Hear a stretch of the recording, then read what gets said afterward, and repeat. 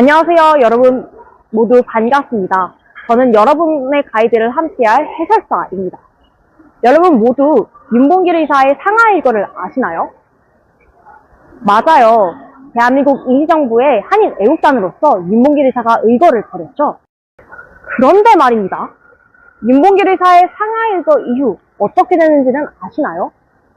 실제로 윤봉길 의사의 상하 일거 이후에 대한민국 임시정부는 상하이를 떠나 이곳 저곳을 돌아다니다가 바로 이곳 충칭으로 인도하게 되었는데요. 우리가 이번에 함께할 탐방은 바로 이 충칭으로부터 임시정부가 어떠한 모습으로 시작하게 되었는지를 알아가 보고자 합니다. 그럼 바로 출발해 보도록 할까요?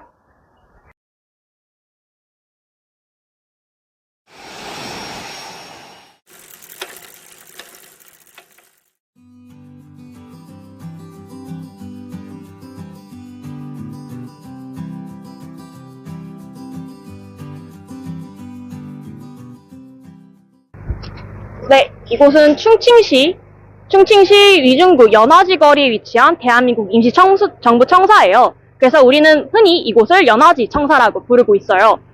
1940년대부터 1945년까지 임시정부가 있던 자리인데요. 1990년대 초에 이르러 문헌사료와 구술사료를 토대로 이렇게 모습을 복원하기도 했습니다.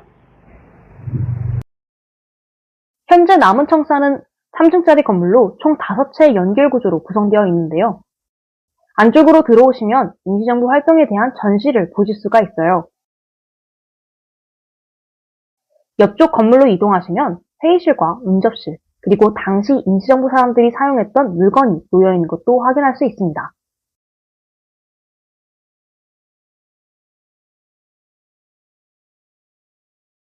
와, 눈썰미가 대단한데요? 이 장소는 임시정부 사람들이 단체 사진을 찍은 장소로도 알려져 있어요. 임시정부 사람들이 한국으로 돌아오기 전에 이 계단에 모여 사진을 촬영했다고 전해져요. 여러분도 이곳에 서서 대한민국 임시정부 사람들의 마음을 떠올리며 사진을 찍어보아요.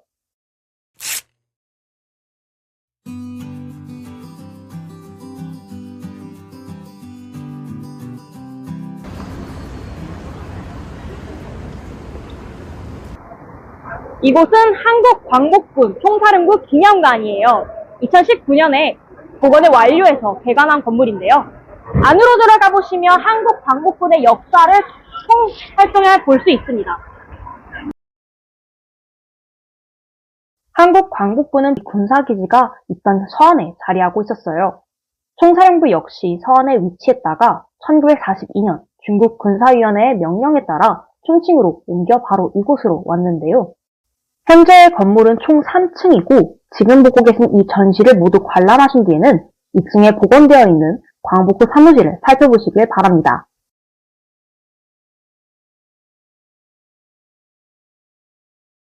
총사령실, 부사령실을 비롯한 여러 공간들을 바라보며 독립을 위해 싸우시던 광복군을 상상해보세요.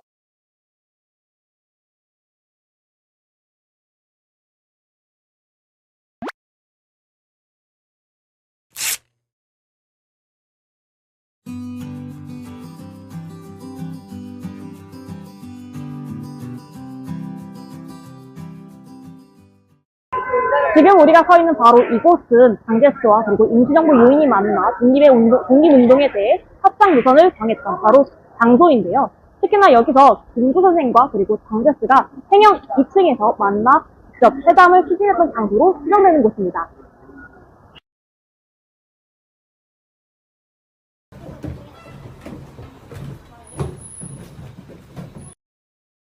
이 부근은 대한민국 임시정부의 인물들과 국민당이 장제스와 만났던 장소로 알려져 있는데요.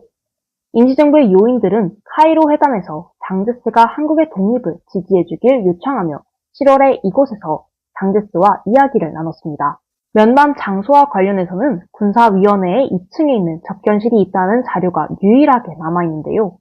현재 충칭에서 군사위원회의 건물로 알려진 곳은 바로 중국 군사위원회의 강당이었던 예당 건물과 장제스의 집무실이 있었던 행영으로 알려져 있습니다. 중요한 질문이에요.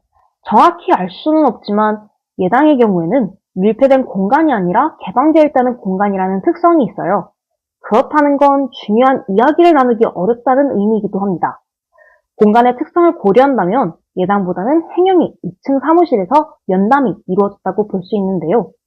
예당과 행영의 내부에도 임시정부와 중국 군사위원회가 함께한 역사가 전시되어 있으니 천천히 살펴보시길 바랍니다.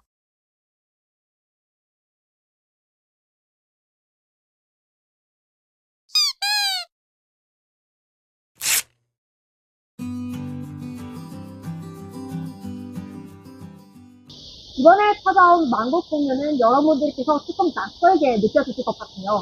혹시 만국공유에 대해서 들어보신 적 있으신가요? 만국공묘는 송경령 능원에 있는 외국인 묘원입니다. 다양한 국적의 외국인이 묻혀있는 곳이죠. 본래 이곳 상해에서 활동하다가 돌아가신 한인의 묘는 이곳이 아니라 징안수르라는 곳에 있었습니다. 중국이 문화대혁명을 거치고 상해가 도시 재개발 사업을 벌이면서 원래 있던 묘원이 철거되었고 한인 독립운동가를 비롯해 외국인 묘 일부가 바로 이곳으로 이전되었습니다. 만국공유에 대한 한국인의 묘로 확인되거나 추정해볼 수 있는 묘는 총 14개가 있는데요. 대표적으로 박은식, 신규식, 안택구 선생님의 묘를 찾을 수 있어요. 현재는 유해가 국내로 봉환되어 이곳에는 표석만 남아 있습니다.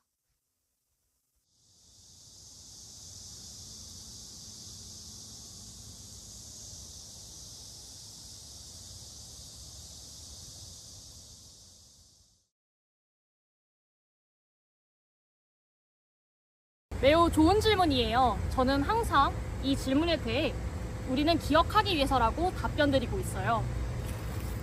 독립운동가들이 중국에서 활동하며 관골 맞지 못하고 다른 나라에서 돌아가셨다는 사실, 임시정부 요인들이 장개석에 면담이 있었던 것처럼 독립운동 과정에서 우리나라와 중국이 협력했다는 것은 변하지 않는 역사적 사실인데요. 이러한 역사적 사건과 사실을 잊지 않고 기억하기 위해서는 과거가 남은 공간을 마주하며 당시를 상상해보는 시간이 중요합니다. 그렇기에 지금까지도 만국공묘에 비석을 남겨둔 것이고 터만 남은 장소에 대한 조사도 이루어지고 있는 것이죠. 어떤가요? 만국공유를 끝으로 이렇게 답사가 마무리되었습니다. 많이 보고 느끼시는 것이 있으셨을까요?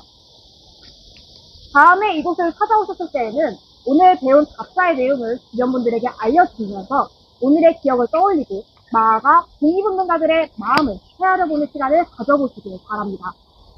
더불어 앞으로 이곳을 찾아올 후대 이들을 위해서 오늘 사적지의 모습을 사진이나 동영상으로 담아 여러분들의 기억을 기록으로 남겨주세요.